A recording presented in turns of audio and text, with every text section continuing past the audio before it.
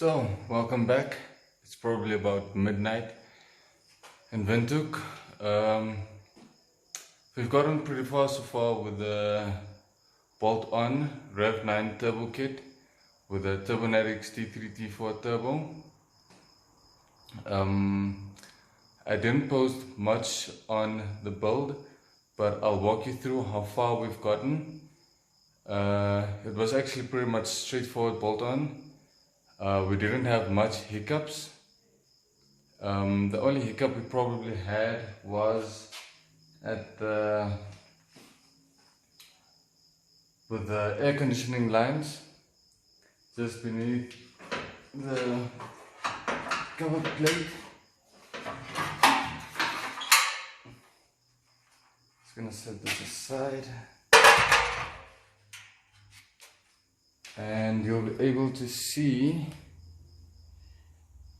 the turbo is pretty neatly tucked away at the back, and the aircon lines, we didn't want to undo them. We just slightly bent it upwards over the turbo, and it'll mount back in place. All the bolts still line up. The manifold went on straightforward bolt on, K20 as it described in the turbo kit. We did have to remove the aircon water lines, as well as a few other fittings and lines to get the turbo fitting through. We couldn't actually find a way to get it from beneath in the subframe. We tried to do as much minimal removal of parts as far as we could. We didn't remove the subframe at all. We did manage to get the turbo in from the top. Removing the old exhaust manifold was a hiccup. It was bolted on with a bracket. If you don't remove this bracket, which holds onto the turbo manifold, you will have a problem getting it out. Pretty much at the bottom of the manifold, when you slide up underneath the car, you see the manifold is attached to the bracket. The bracket is attached to the subframe. The one nut was pretty much stuck. We did manage to get it loose. Furthermore, now we're running. The only thing that's pretty much left is still a whole couple of stuff. We already have the feed line in.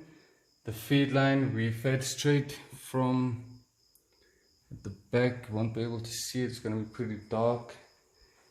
We ran it straight from the oil pressure sensor. As I've mentioned in the previous video, Rev 9 has supplied a 4-point connector. One for the turbo feed,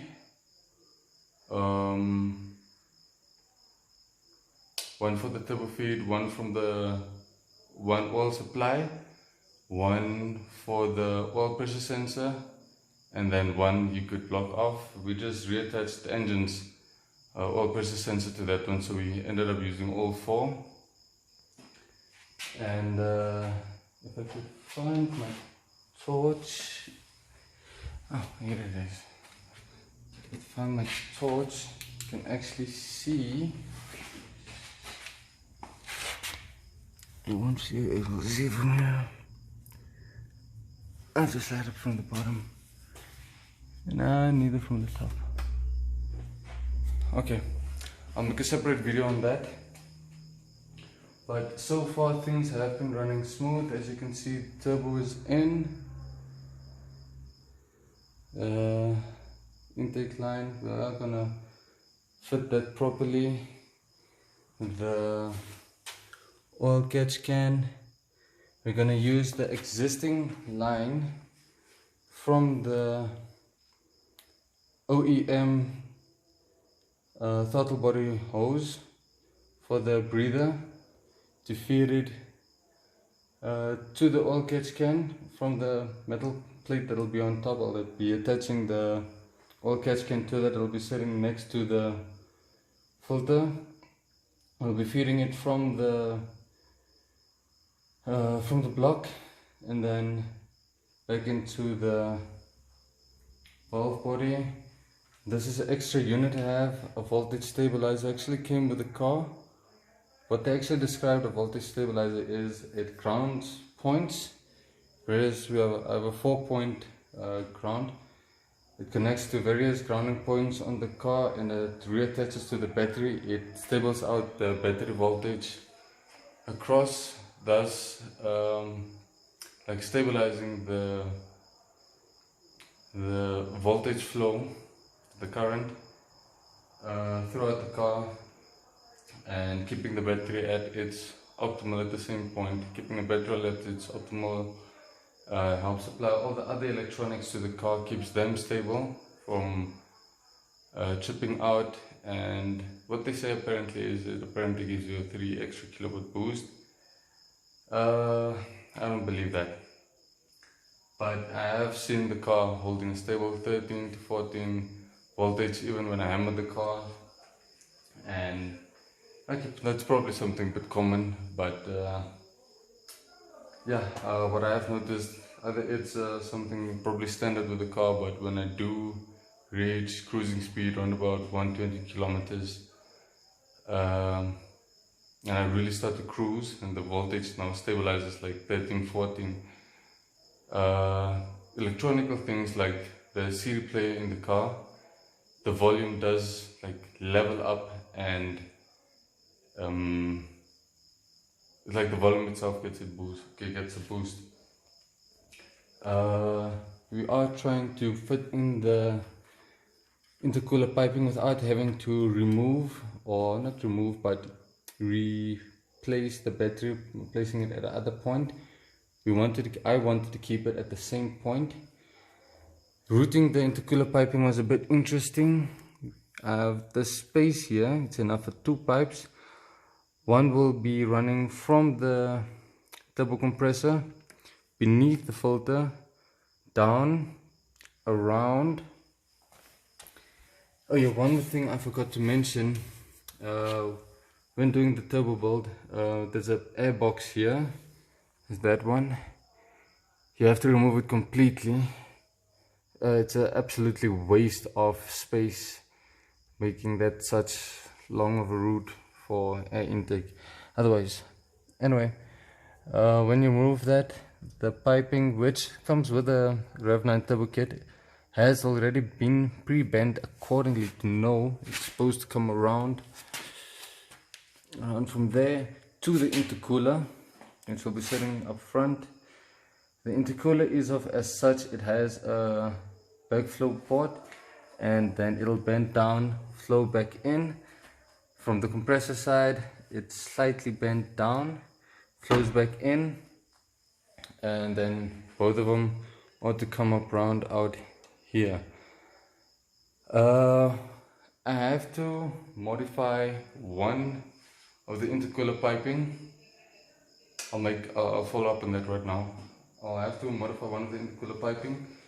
I had to clock the turbo 90 degrees, the compressor side.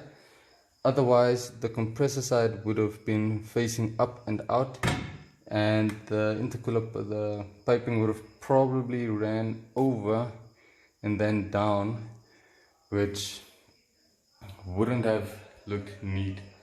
So one of the pipes, that exact pipe which was meant for that, I'll be taking it to my friend and he'll cut it. It's already the same shape with the piping for the one for the valve body, which will be coming down, bending around and out to the intercooler, I'll be bending it the same way. So I'll be having two pipes coming out straight, one flowing to the compressor, one with a 90-degree bend with an adapter for the mass airflow sensor to the mass airflow sensor, and then to the blower valve, and then to the intercooler piping. So both of them will be coming out next to each other, and one will be running back in, one will be running straight up and into the valve body. I had to get a reduction, silicon reduction, 63 to 50. The intercooler's piping is a 50 mil, small reduction. So the adapter you have probably will fit onto, I'm going to use the OEM piping. So my adapter is 63 mil, and then from the 63 mil I'll be reducing to 50 mil. 50 mil will have the blower valve in. Here it's already pre-made up. And this is what I basically mean. So I'll be having to cut the pipes shorter, but it will probably be facing like this. This piping will be cut shorter and the adapter fit in between, and absolutely not in the way of the battery. Everything will still be neat and tidy, and that's about the only complication, the real complication we had, where I'd have to take the piping. Let me show you the piping.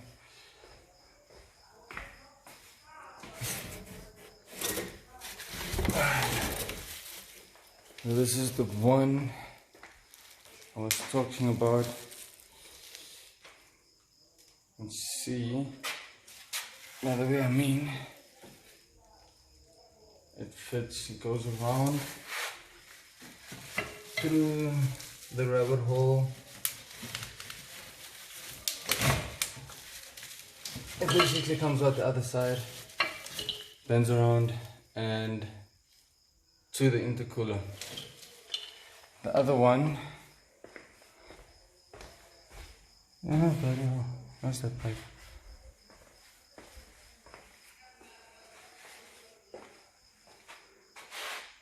Sounds like I've misplaced the one pipe.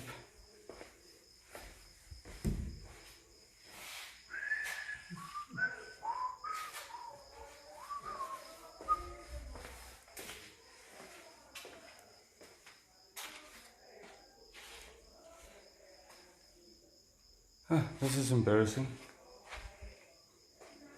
but either way, just for the sake of the video, I'll carry on.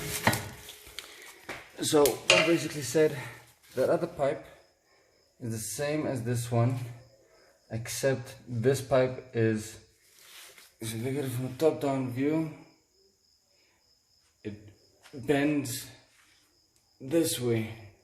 That other one bends downwards.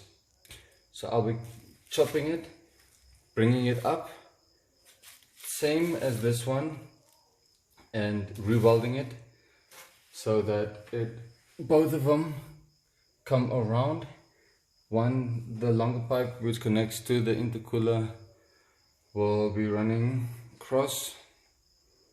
Will be running across from the intercooler. Together with this one, both of them will be going down and into the rabbit hole and out, one back in, one up. Nicely, neat and tidy. All you'll see is just the filter. You wouldn't be able to see the turbo and the dump valve. And yeah,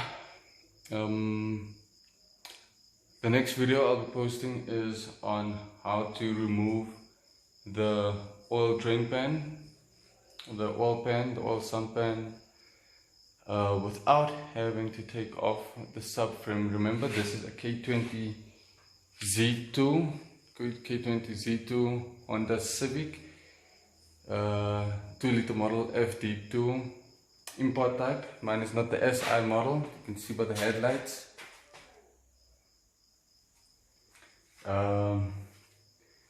So I have seen videos where people remove the subframe. They do a lot of things. They have to remove extra brackets and stuff. I actually just took off all the bolts, 14 bolts for the oil sampan without having to remove the subframe. It took me about an hour and a half, and I'll go about that in the next video. So do remember to hit that like button, hit that like button and subscribe to my channel. Remember, I'm John Wolf. This is my Civic turbo build T3T4 2-liter K20Z2 engine, and I'll be giving you guys a sneak peek on what I've planned. If you can look at the back,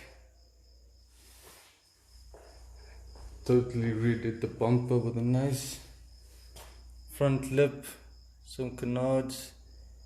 It is looking absolutely sick, so sick. I actually have a 4th piece to attach to the front of the lip. I just haven't attached it yet. I felt those 2 edges look pretty damn slim. There's the red front piece. I repainted it to match the car's color scheme, post office red.